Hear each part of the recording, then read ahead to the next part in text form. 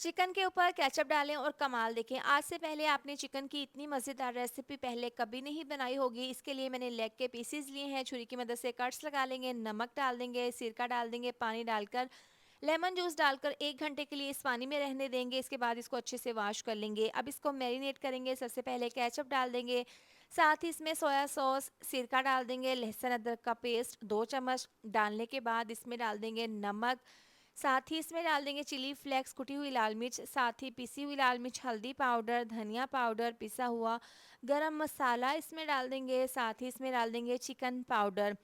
Oil डाल देंगे 2 से 3 चम्मच, अच्छे से इसको मिक्स करके मैरिनेट करके रख देंगे। इसके बाद 1 घंटे के बाद इसमें 2 अदद अंडे डाल देंगे। इसको दोबारा से हाथों से अच्छे से मिक्स कर लेंगे। अब इसमें डाल देंगे कॉर्नफ्लोर। ये डालने के बाद अब दोबारा से इसको मिक्स कर लेंगे। इसको 1 घंटे के लिए रेस्ट के लिए हमने रख देना है। अब यहाँ पर है मोटे वाले ब्रेड क्रम्स, ये इसके ऊपर डाल देंगे। इससे ना इसके क्रिस्पी कोटिंग हो जाएगी। तमाम पीसेस पर ये ब्रेड क्रम्स लगाने के बाद अब ऑयल को गर्म कर लेंगे और इस तरह से इन पीसेस को फ्राई कर लेंगे।